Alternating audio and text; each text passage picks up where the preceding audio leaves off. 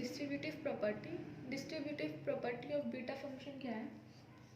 अगर हम बात करें beta m+1, n plus beta m, n+1, तो ये इक्वल होता है बीटा mn के।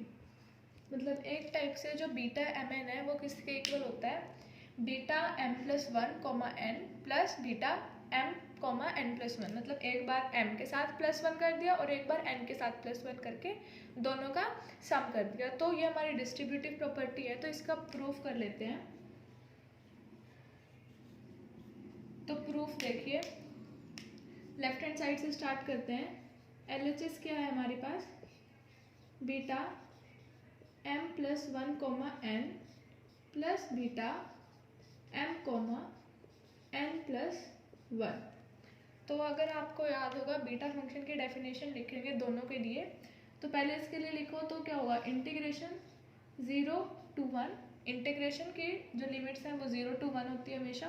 अब पहले क्या था? m था, तो क्या आया था? m-1, यानी कि जो भी होता था बीटा के साथ उसमें से 1 माइनस करते। तो m+1 है तो x की पावर क्या हो जाएगी? m। x की पावर में क्या आता था? जो भी बीटा के साथ है उसमें से -1, तो m+1 में से -1 करेंगे तो x की पावर क्या आ गई? m। और इधर n ही है तो 1 माइनस x की पावर क्या हो जाएगी? n-1 प्लस और dx plus integration 0 to 1 x की पावर m-1, 1 माइनस x की पावर n dx। जैसे इधर किया वैसे उधर कर दिया। अब देखो दोनों की लिमिट्स क्या है? सेम। ये भी 0 to 1 है, ये भी 0 to 1 है, तो हमने लिमिट्स क्या कर दी? कंबाइन। तो क्या हो गया? Integration 0 to 1। अब ये क्या आ गया? x की पावर m, 1 माइनस x की पावर n-1, x की पावर m-1 प्लस और 1 माइनस x की पावर n dx। तो ये आ गया। अब देखो ये दो हमारे पास हैं, इसमें से हम क्या कॉमन ले सकते हैं? छोटा कौन सा होता है? जिसमें -1 होता है। तो x की पावर m है और दूसरे में x की पावर m-1 है, तो हम x की पावर m-1 कॉमन ले सकते हैं। x की पावर m-1 कॉमन ले लिया और एक हम 1 माइनस x की पावर n-1 कॉमन ले सकते हैं, इसमें से और इसमें से। दोनों में है x की पावर m-1 और 1 माइनस x की पावर n-1।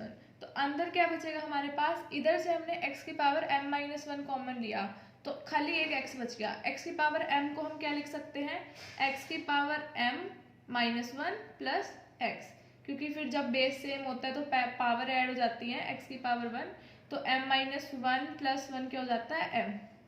तो आई होप आपको ये समझ आ गया। तो हमारे पास अंदर क्या बच गया? x प्लस 1 माइनस एक्स की पावर n-1 हमने इधर से कॉमन ले ली, प्लस x की पावर m-1 कॉमन ले रखी है और x की पावर 1 माइनस एक्स की पावर n है और 1 माइनस एक्स की पावर n-1 हम कॉमन ले चुके हैं। तो क्या कितना बच गया? 1 minus x dx।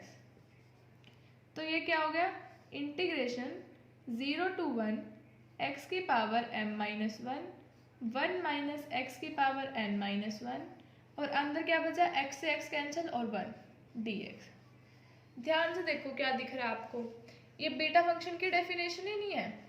Integration 0 to 1 x की पावर m-1, 1 माइनस एक्स की पावर n-1 और dx मल्टीप्लाई में 1 है, हटा दो, और ये dx था इधर। ये बीटा फंक्शन की डेफिनेशन नहीं है, तो ये किसके इक्वल आ गया? बीटा mn के। तो ये थी हमारी डिस्ट्रीब्यूटिव प्रॉपर्टी।